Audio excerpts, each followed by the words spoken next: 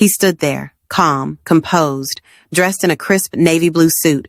In one hand, a leather briefcase. In the other, a phone. He wasn't loud. He wasn't aggressive. But what he carried in his silence was legacy, pain, and power.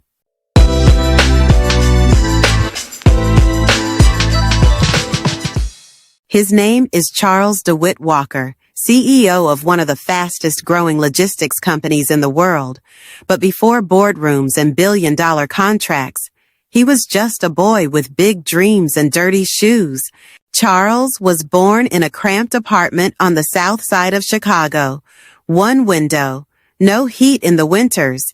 His mother, Evelyn, worked nights cleaning floors at a downtown bank. She'd come home with cracked hands and swollen feet, but still managed to kiss his forehead and ask, "Did you do your homework, baby?"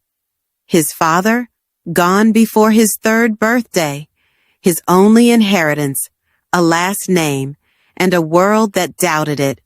Charles learned early that life wouldn't hand him anything, not respect, not opportunity, not comfort. So he stopped waiting and started grinding. In school, he was the quiet kid in the back, the one who raised his hand, but was rarely called on, the one who scored straight A's, but got passed over for group projects. He worked evenings at a grocery store, pushing carts and wiping down aisles while classmates went to parties. On weekends, he sold used electronics door to door with his cousin just to buy school books. At 16, he started a side hustle, creating shipping routes for local corner stores using Excel spreadsheets. No one taught him. He taught himself. By 18, he was mapping logistics better than the local post office. He didn't complain. He didn't ask for pity, because Evelyn told him something he never forgot. They might see your skin before they see your soul, so make your soul unshakable. College came, but there was no money. He worked 2 jobs and studied under flickering fluorescent lights. And when he couldn't afford textbooks, he memorized lecture notes. At 23, Charles launched his first company. 3 clients, 1 laptop, no office. He ran it from a public library computer for 6 months. He failed, then tried again, and then something clicked. By 32, he had grown a local courier company into a regional transport service. By 40, he was negotiating deals with international firms. And by 50, he signed a $380 million contract with one of the biggest airlines in the world to manage their cargo logistics. Yes, that airline. So when Charles walked into that terminal at JFK Airport that day, wearing that navy blue suit, holding a first-class boarding pass with his name clearly printed on it, he expected, like any other executive, to quietly board, sit down, and fly.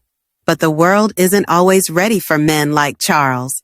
At the gate, the agent's smile faded when she saw him. She looked him up and down. Then came the question, "Sir, are you sure this is your ticket?"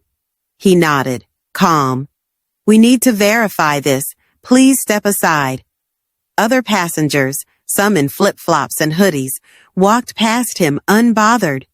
But Charles, the man who helped restructure this airline's entire cargo division?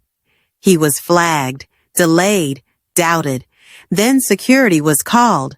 A guard stood to his right, arms folded, face unreadable. The agent whispered to him, "I don't think he belongs here. We might have a problem." Charles didn't raise his voice.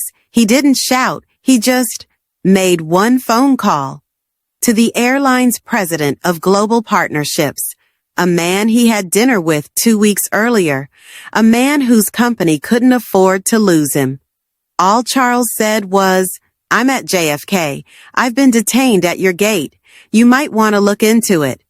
He hung up, and then he waited. 7 minutes later, the energy in the terminal shifted. 3 men in dark suits arrived, breathless, rattled, apologetic. "Mr. Walker, we are so sorry. Please, come with us." Gate agents froze. Security backed away. Passengers watched, stunned. Charles didn't gloat. He didn't smirk. He just looked at the agent and said, "You never know who someone is until you listen." And then he boarded. That day, the airline issued a public apology. The gate agent was retrained. The guard was reassigned. But Charles? He didn't post it online. He didn't seek headlines. He just went home. To his wife, to his 2 daughters, and when his youngest asked, "Daddy, why were you late?" he said, "Because some people haven't caught up to who we are yet. But they will. Don't underestimate the quiet ones. The ones who fought through silence, through stereotypes, through ceilings, because one day, that same person you doubt might be the one your whole company relies on. Respect should never be based on looks, titles, or assumptions. It should be human, automatic, unshaken. If this story moved you, share it, like it, let it echo, because someone out there is still being asked, "Are you sure this is your seat?" And maybe, just maybe, your voice will help them take their place. Thanks for watching. This has been Real Stories, Real Power. Until next time, walk bold, walk silent, walk free.